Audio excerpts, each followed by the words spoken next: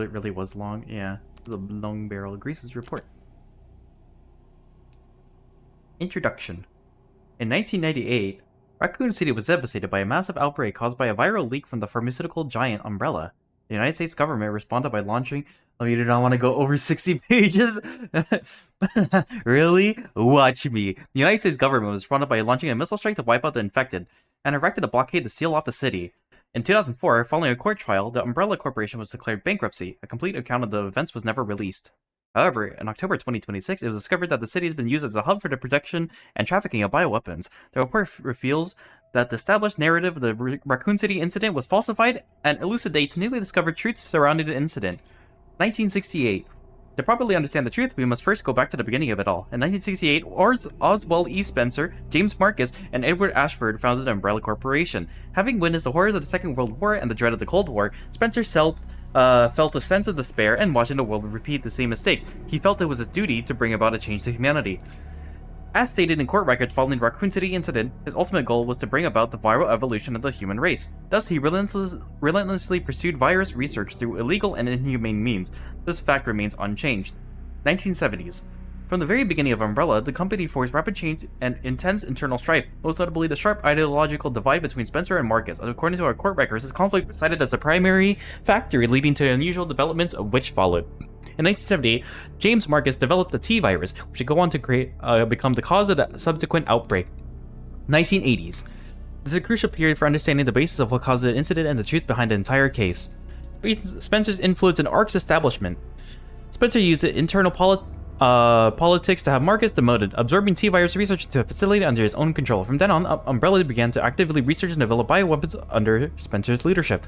The underground facility known as ARC, which was discovered during recent events, originally served as the administrative center of Umbrella's research. Several documents outlining Spencer's plan for ARC have also been discovered.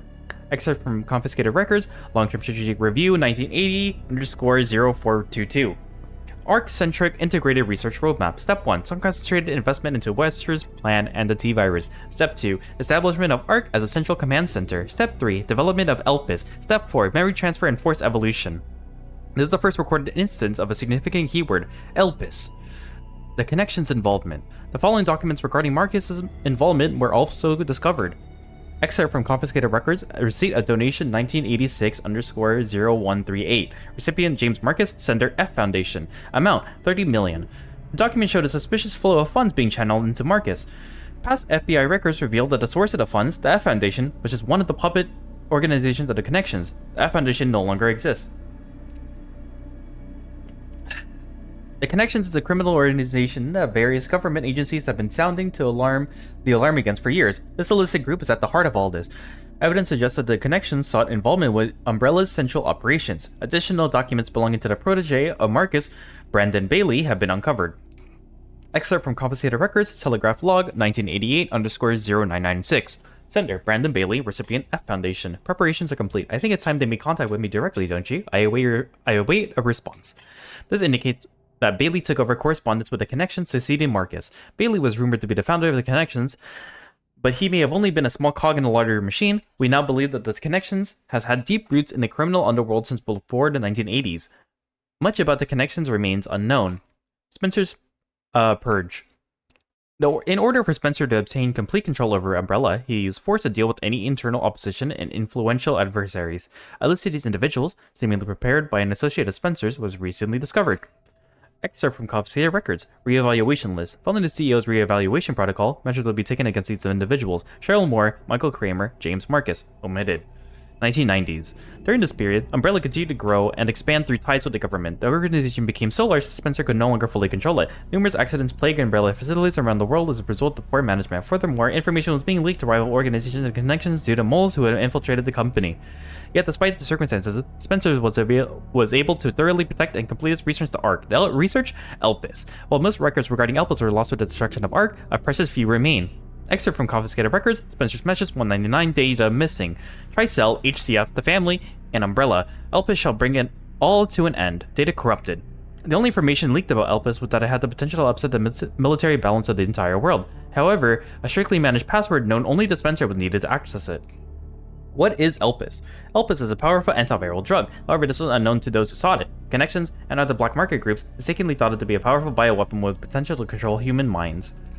The confusion likely stemmed from the fierce competition surrounding bioweapon development. It was common knowledge that Spencer, the developer of Elpis, aimed for the evolution and control of humanity through viral technology. Completion of Elpis. Based on data taken from confiscated records and changes in Spencer's behavior, we believe Elpis was completed around the mid-1990s. During this period, the records show a marked decrease in the number of public statements from Spencer. A similar decrease in activity was also observed at the Raccoon City orphanage. Disturbingly, it is suspected that the children at the orphanage had long been used for umbrella experimentation. While Spencer frequently visited the orphanage, records indicate he stopped in the 1990s. Furthermore, the orphanage was under the research jurisdiction of William Birkin in the late 90s. Birkin turned against Spencer, ultimately leading to the leak of the T-virus. 1998, the Raccoon City incident. The T-virus leaked from the Umbrella Research Facility in Raccoon City, causing an unprecedented outbreak. In response, the government decided to launch a missile strike on the city, under the pretense of containing the spread. However, this is where we have been misled. The missile strike was not launched to prevent the spread of infection. A plan was formed to disrupt the relationship between the government and Umbrella and shift the blame for all illegal activities onto Spencer. Found records indicate that the connections lobbied for the missile strike. Excerpts from confiscated records, access log, first assembly minutes. ARC has been secured. Commence the missile strike. The blame will fall solely on Spencer. With this, Umbrella will be dismantled and will seize their assets. The goal was the acquisition of Umbrella assets, particularly the thing they believed would disrupt the world's military balance, Elpis. Due to Bailey's involvement, the connections were aware of Umbrella's inner workings prior to the Raccoon City incident. This then set them up to swiftly secure ARC before instructing the government to carry out the missile strike. After the Raccoon City incident, the Umbrella trials. It is well known, trials were held after the event of the Raccoon City incident. Testimony from Raccoon City survivors, along with evidence submitted by the Global Pharmaceutical Consortium, demonstrated the scope of Umbrella's nefarious activities.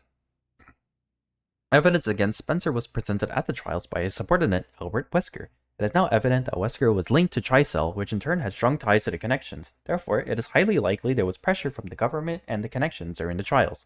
In 2004, following the outcome of the trials, Umbrella was forced into bankruptcy. Just as the connections that the government intended, Oswald E. Spencer was held accountable as CEO and he disappeared from the public eye. Acquisition of ARC.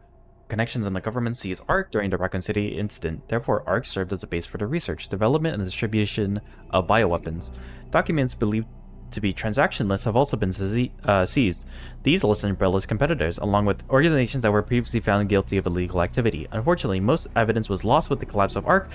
Recovery efforts continue, but success is unlikely.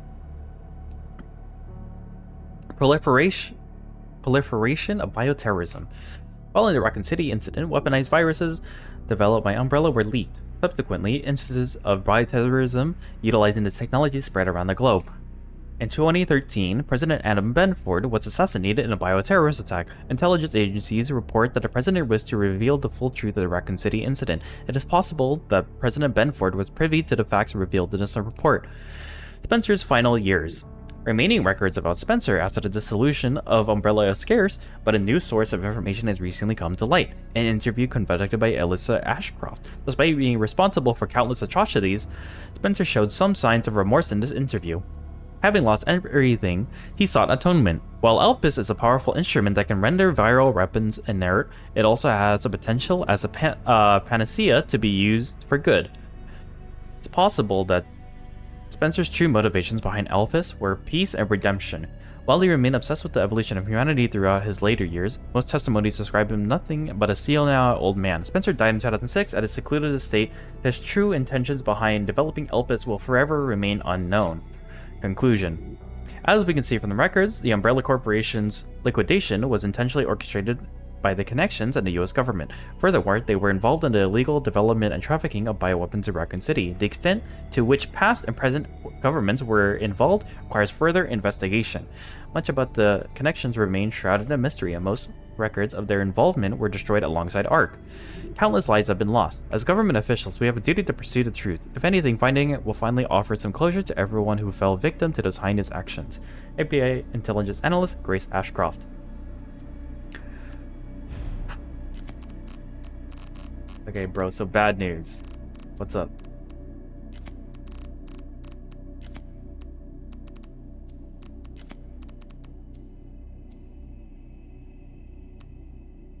I wasn't paying attention.